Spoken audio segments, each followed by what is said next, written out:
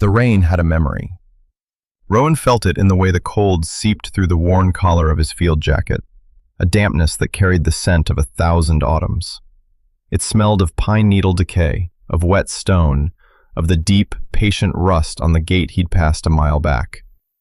The mountain wore its silence like a uniform, broken only by the rhythmic drip of water from hemlock branches and the sound of his own breathing, measured and low.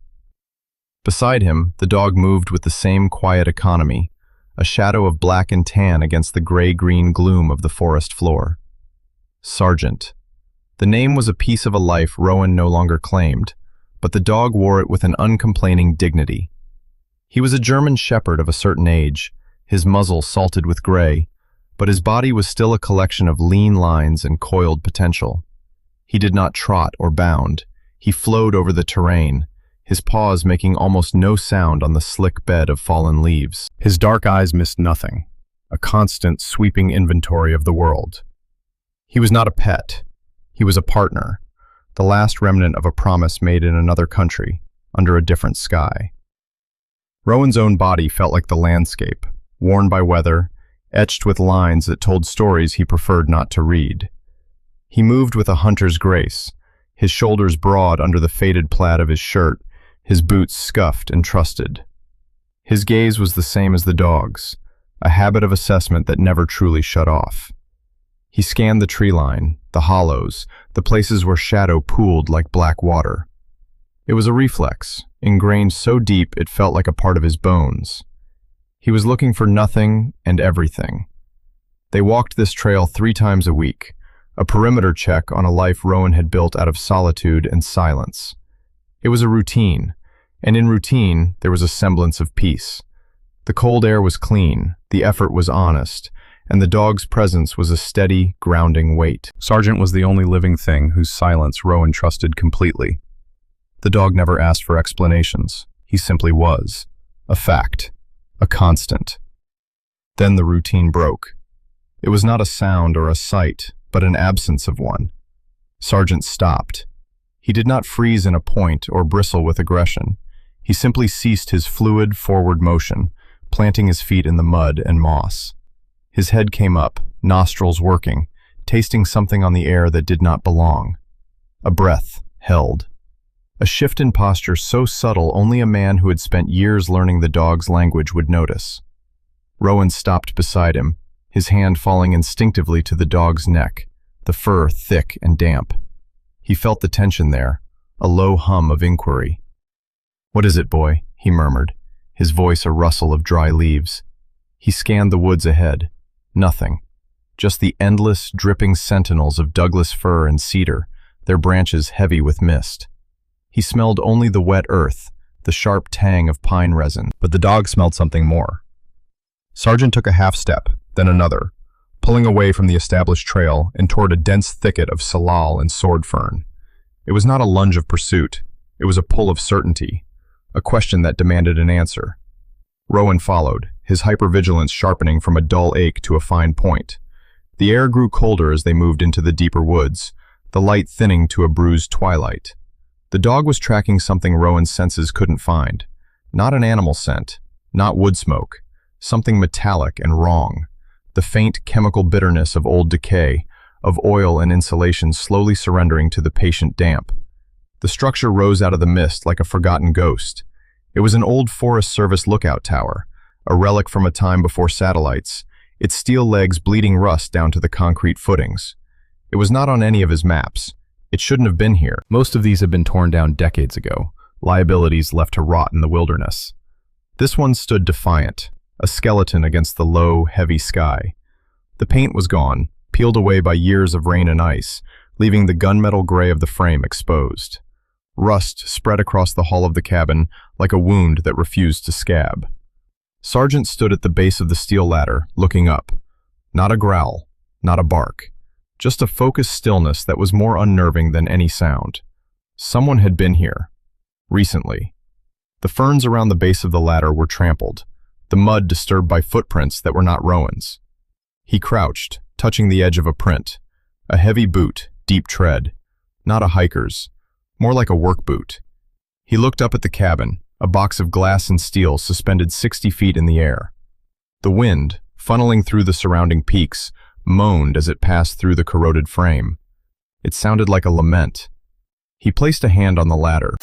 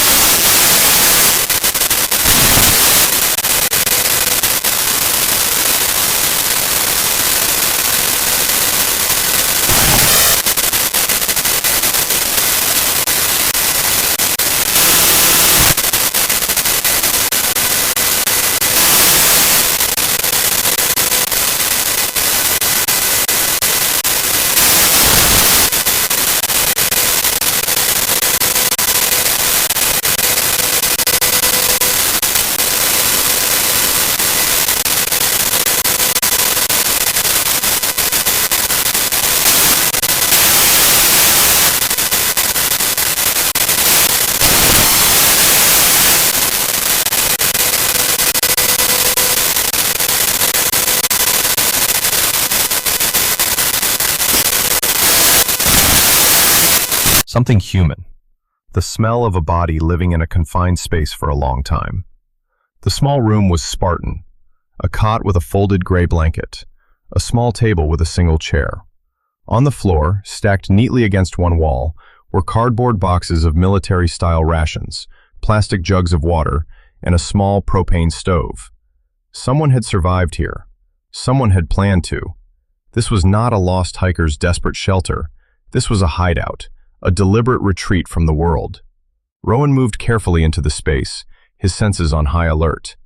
The windows, filmed with grime, offered a panoramic view of nothing but endless trees and mist. It was a perfect cage, a perfect watchtower. Sergeant whined from the ground, a sharp, impatient sound. Rowan leaned over the catwalk. "Easy, boy, I'm all right." But the dog was not worried for his safety. He was communicating something else. He was telling Rowan what he had already begun to suspect.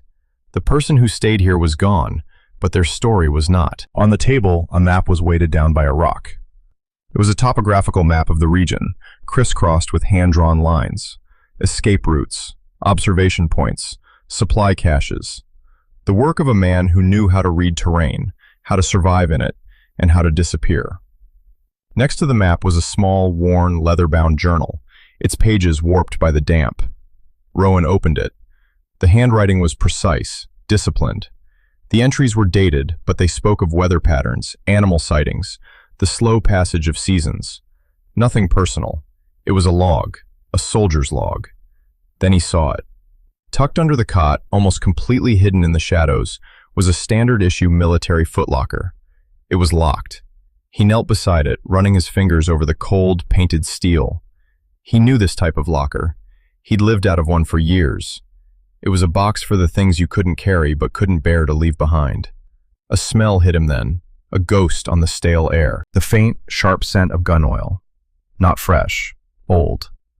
It mixed with the dampness of the enclosed space, and for a half-second, the lookout tower dissolved. He was somewhere else. A cramped, dark room.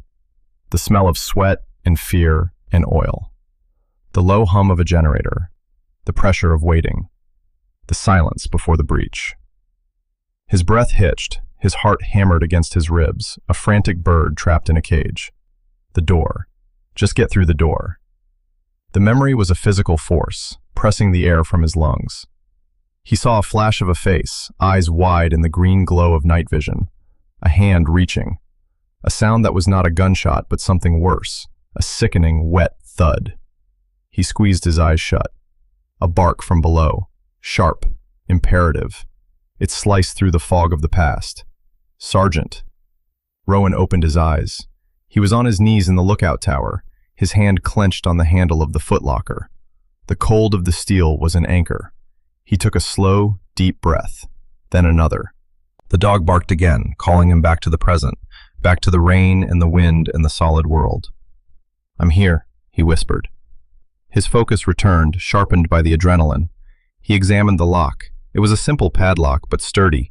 He didn't have bolt cutters. He stood and scanned the small room again. In a corner, he found a short length of rusted rebar, probably left over from the tower's construction. It would have to do. He wedged the end of the bar into the shackle of the lock and leaned on it with all his weight. The metal groaned in protest. He strained, the muscles in his back and shoulders bunching. With a sharp crack, the shackle snapped. He lifted the heavy lid. The inside was neatly packed. More rations, a first aid kit, a set of waterproof bags containing clothes, and on top of it all, laid carefully on a folded wool shirt, was a small object. It was a bird, carved from a piece of pale wood, no bigger than his thumb, a wren, its head cocked, its tiny form impossibly detailed. He picked it up. The wood was smooth, worn by the touch of a hand. He knew this carving. He knew the precise, delicate knife work. He knew the way the artist always left one tiny flaw, a single rough spot on the tail feather, a signature of imperfection. His blood went cold. There was only one person who carved like this, a man who could whittle a story out of a block of wood while waiting for an extraction that was hours late. A man who had taught Rowan how to read a landscape, how to find silence, how to stay alive. A man Rowan had watched die on a dusty street half a world away. Marcus Thorne, his handler, his mentor, the man whose last moments played on a loop in the darkest corners of Rowan's mind. The memory he ran from every single day. He sank back on his heels, the small wooden bird resting in his palm. It felt impossibly heavy, the weight of a ghost. Someone survived. Someone planned, and that someone was a man who was supposed to be dead. The descent from the tower was a controlled fall. Rowan moved with a speed and purpose that had been dormant for years. The questions were a storm in his head. How? Why here? Who was he hiding from? He reached the bottom and Sargent met him, pressing his cold nose into Rowan's hand, whining low in his throat. The dog sniffed at the wooden bird, then looked up at Rowan, his dark eyes filled with a kind of knowing that went beyond training. It was recognition. The dog remembered the scent of the man who had carved it. He remembered Marcus. This changed everything. The quiet life he had built was a carefully constructed lie, and a ghost from the past had just kicked the door in. His solitude was no longer a choice. It was a vulnerability.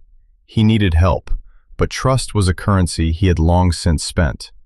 There was only one person on this mountain he could go to without having to explain the parts of his life that had no words. Elias Vance was the district ranger, a woman whose competence was etched into the lines around her eyes. She moved with a purpose that tolerated no nonsense and saw the world in practical terms, what was broken and what it would take to fix it. He found her at the ranger station, bent over a map, her dark hair pulled back in a tight ponytail. She looked up as he entered, her expression neutral. "Rowan, you look like you've seen a ghost." "Something like that," he said. He placed the wooden bird on the map in front of her. "I found something you need to see." He told her everything, keeping the story clipped and factual. The tower not on the maps, the supplies, the footprints. He left out the part about Marcus, about the memory in the stale air. He just said it looked like a veteran hiding out, someone who might be in trouble. It was as much of the truth as he could handle saying out loud. Elias listened without interruption, her gaze fixed on the small carving. She picked it up, turning it over in her fingers. This is well off any designated trail. No permits, no records of that structure being sound. She looked at him, her eyes sharp. "You think he's still out there?" It wasn't a question. "I don't know," Rowan said honestly, "but someone is going to start looking for him. Or for what he left behind." He didn't know how right he was. He left the ranger station and drove his old truck into the small town that clung to the base of the mountain. He needed supplies, but more than that, he needed to feel the solid ground of the ordinary world for a few minutes. The town was a single street of false-fronted buildings, a place that time had largely ignored. He parked in front of the general store. As he got out, he saw a familiar figure working on the store's covered porch. Ben was on one knee, prying up a warped floorboard. He was a woodworker, a man who spoke the language of grain and joinery better than he spoke English. He was quiet, with kind eyes and hands that were strong and calloused from his trade.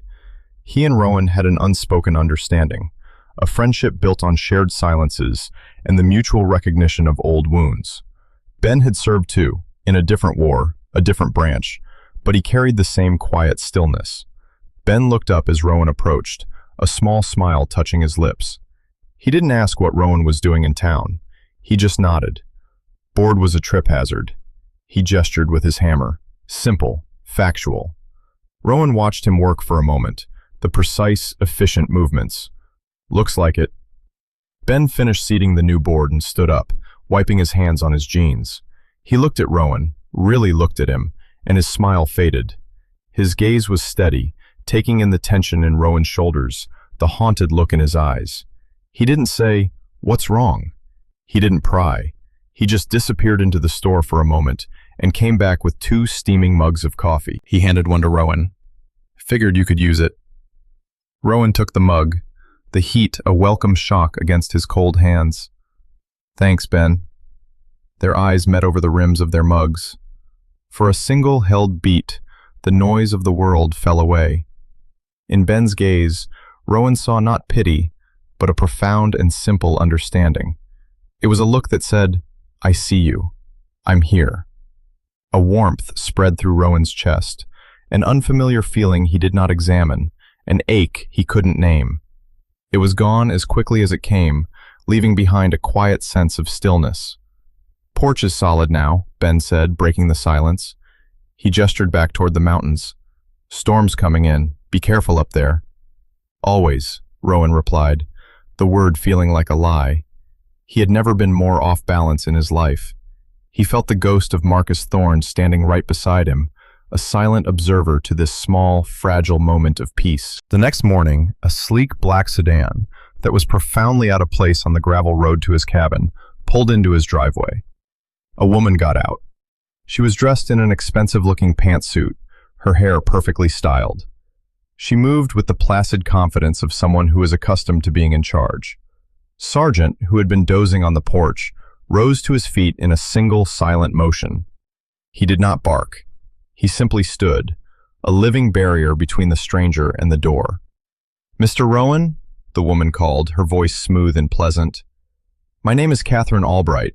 I'm with the Veterans Wellness Foundation. May I have a moment of your time?" Rowan stepped out onto the porch, Sargent staying pressed against his leg. The dog's presence was a low, constant vibration. He knew instantly that Elias's report had gone up a chain of command he didn't understand, and this was the result. The Foundation's name sounded benevolent. The woman's smile did not. "I'm here about the discovery you reported to Ranger Vance," she said, her eyes flicking to Sargent for a fraction of a second. "We specialize in cases like this, veterans who, for whatever reason, have chosen to live outside the system. Our goal is to provide resources and ensure their privacy is respected." Her language was a polished corporate script. Every word was designed to soothe, to reassure, to control. "What does your foundation want with that tower?" Rowan asked, his voice flat. "We want to help," Albright said, her smile unwavering. "This individual is clearly a decorated veteran, someone who has served his country. Men like that deserve dignity, not public spectacle. We've arranged with the Forest Service to take over the site. We'll handle the cleanup, and if he returns, we have a network of private facilities where he can get the care he needs. Quietly." The word hung in the air. Quietly. It meant buried. It meant contained. Sargent felt it too. A low rumble started deep in his chest, a sound like distant thunder. It was not a growl of aggression, but a warning. A clear, unmistakable statement. "Do not come closer." Albright's smile finally faltered. She looked at the dog, and for the first time, Rowan saw a flicker of something cold and hard in her eyes. "Your dog seems agitated." "He's a good judge of character," Rowan said. She ignored the comment, her professional mask slipping back into place. "Mr. Rowan, your own record is commendable. A man with your background understands the importance of discretion. Certain operations, certain histories, are best left undisturbed. For everyone's sake." It was an implicit threat, wrapped in the language of mutual understanding. She was telling him that she knew who he was, and she knew who Marcus was, and she was warning him to walk away. "The man who was there left some things behind," Rowan said, testing her. "Personal effects. All of which will be handled with the utmost sensitivity and returned to the next of kin, should the worst have happened," she replied smoothly. "We'll take care of everything. You don't need to worry about it anymore." Rowan knew then that this was not a rescue mission. It was a recovery. They weren't here for the man. They were here for what he knew. He realized this was not a random act of a troubled veteran. It was organized. The tower was not a refuge. It was a listening post. And Marcus Thorne was not hiding from his past. He was watching his enemies. After she left, the silence she left behind felt heavier, more menacing. The next day, he drove to the trailhead. It was blocked by a new gate and a sign. Area closed. U.S. Forest Service. Authorized personnel only. Albright had moved fast. He called Elias. Her voice was tight with frustration. "It's out of my hands, Rowan. I got a call from the regional office. It's a federal matter now.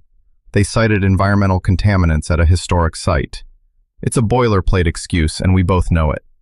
She was being sidelined, pushed out by a bureaucracy that had been weaponized.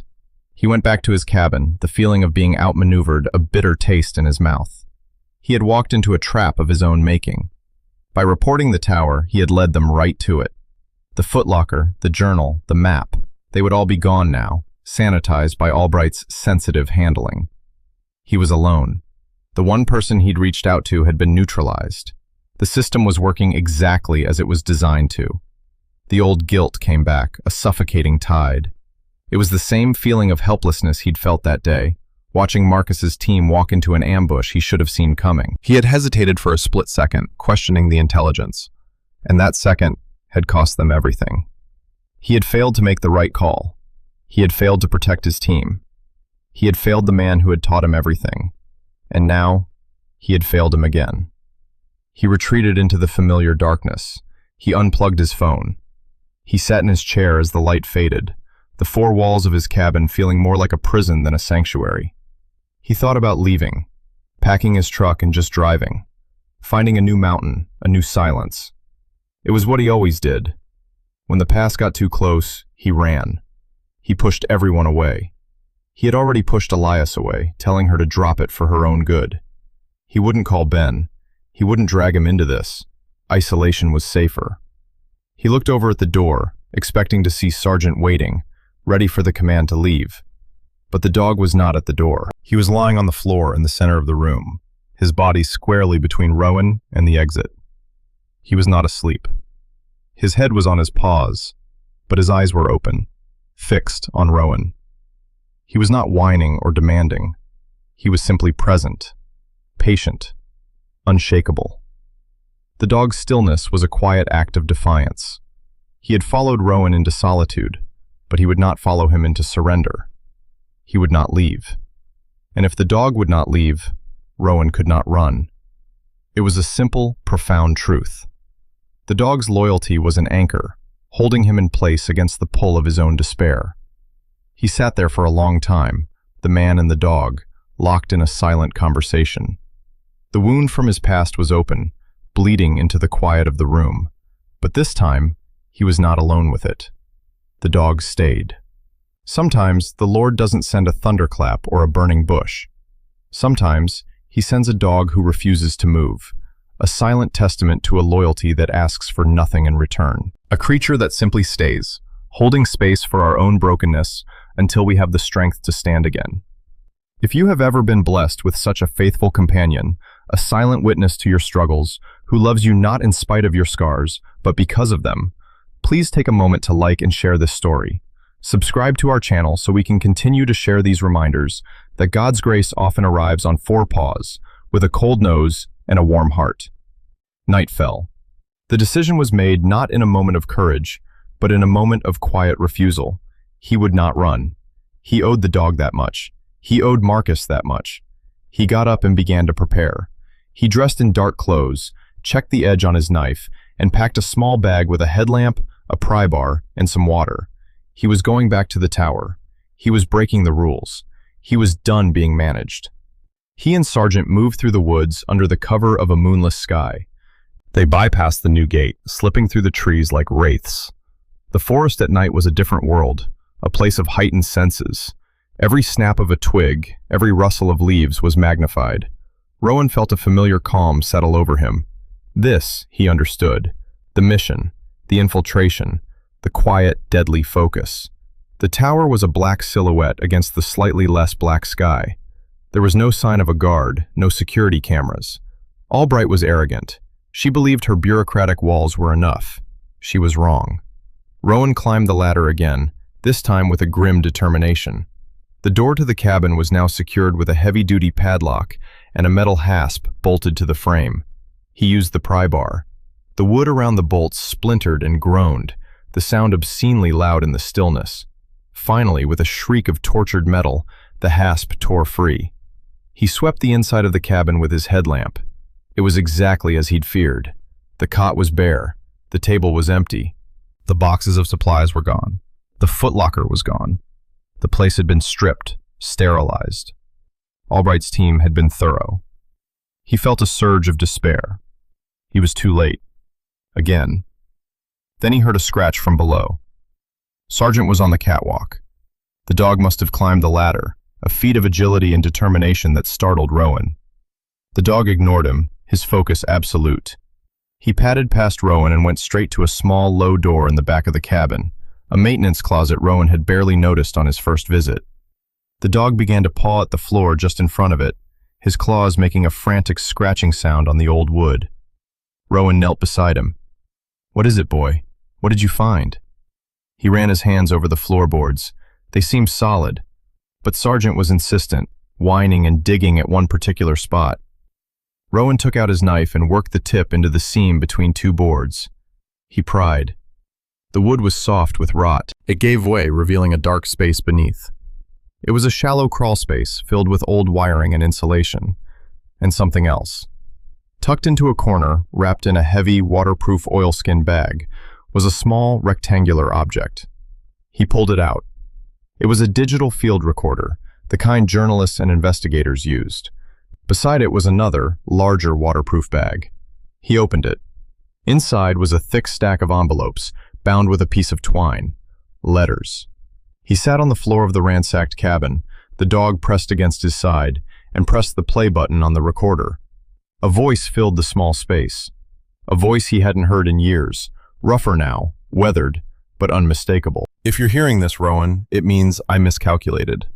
And it means I'm probably dead. For real this time." Marcus Thorne's voice was calm, steady, the voice of a man reporting facts. The ambush. It wasn't a failure of intelligence, it was a setup. Our own people. They were testing a new piece of surveillance tech, and our team was the disposable asset. I wasn't killed, I was captured. They wanted to know what I knew about the program. Rowan's world tilted on its axis. The guilt he had carried for years, the weight of his hesitation, was a lie. It had never mattered. They were meant to die. "I escaped," Marcus's voice continued. "Went to ground.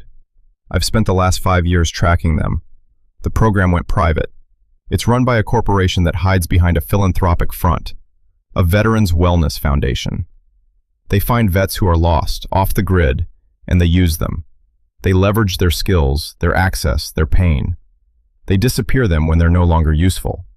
This tower, this was my overwatch. I was gathering the last pieces of evidence I needed to expose them." The voice on the recorder faltered for the first time. "I knew they were closing in. I couldn't risk keeping this on me. I hid it. I hoped. I don't know what I hoped. Maybe that someone would find it. Someone who would know what to do with it. Someone like you." The recording ended. Rowan sat in the darkness, the silence ringing in his ears. The truth was colder and uglier than the lie he'd been living. He picked up the stack of letters. They were addressed to Marcus's wife, his son, and the last one, on the bottom of the stack, had a single word written on the envelope: Rowan. Letters he never sent.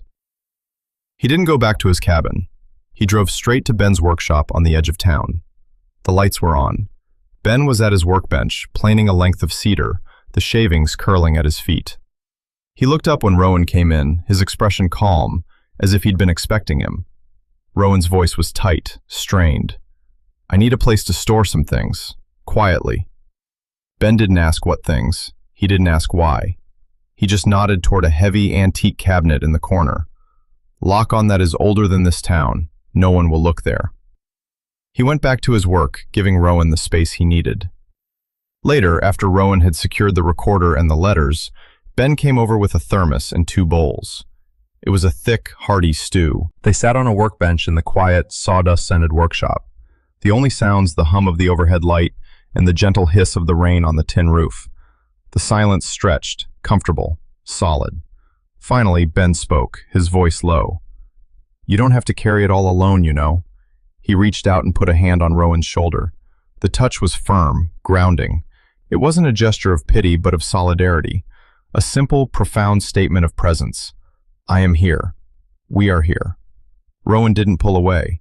For the first time in years, he felt the crushing weight on his chest lighten, just for a moment. He was not alone in this fight. The next day, the community began to rally. It started with a call to Elias. She listened to the recording over the phone, her silence punctuated by sharp intakes of breath. "I have a friend," she said when he was done, "a journalist, the real kind, the kind who tears down walls." The journalist, a sharp-eyed woman named Sarah, met them at Ben's workshop. She listened to the story, her expression hardening with each detail. Ben stood guard at the door, a silent sentinel, turning away the occasional customer with a quiet word. He brought them coffee. He kept them safe. Sarah authenticated the recording, her fingers flying across her laptop. The letters to Marcus's family were the human element, the undeniable proof of the life that had been stolen. The letter to Rowan was something else. It was a confession, an apology, and a final order. Live. Don't let them take that from you too. The story broke 2 days later. It wasn't a headline on a major network. It was published on a fiercely independent news site known for its deep-dive investigative work.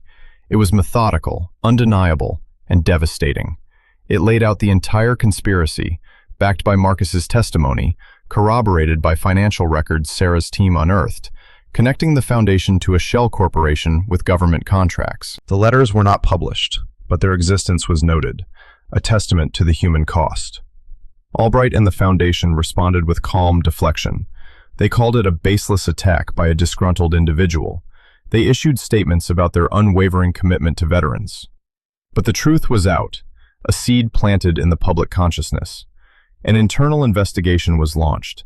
It wouldn't bring down the whole system, Rowan knew that. The system was designed to protect itself. But it was a crack in the wall. It was a light shone into a dark place. And Marcus, wherever he was safer now. The hunt was over. He was no longer the prey. He was the ghost who had spoken. The immediate crisis passed. The world did not transform overnight. Albright was reassigned, a lateral move that was a promotion in disguise. The Foundation issued a lengthy report that found minor administrative errors and promised reform. It was an imperfect, frustrating outcome, but it was not a defeat. It was a beginning. Rowan stayed. He didn't pack his truck. He didn't run. He had found something on that mountain worth staying for. Not a purpose, not redemption, just a simple, stubborn refusal to look away. He had a truth to carry now, and he would not set it down. Weeks later, he was on his porch, replacing a railing that had been loose for years. Ben was there beside him, not helping so much as keeping him company, sanding the new piece of wood until it was smooth as glass. Their movements were easy, synchronized by a shared, unspoken rhythm. The air was crisp with the promise of winter, but the sun was warm. "It'll hold," Ben said, running his hand over the new railing. It was a simple statement about a piece of wood, but it felt like something more. A promise. A prayer. "Yeah," Rowan said, looking out at the mountains. "I think it will." Sargent was asleep in a patch of sun near the steps. He was not on alert. His ears were relaxed, his breathing deep and even. He was simply at rest, a soldier whose watch was finally over. His work was done. Rowan looked at the sleeping dog, at the steadfast man beside him, at the mountains that held their secrets and their scars with a quiet dignity. He understood something then about faith.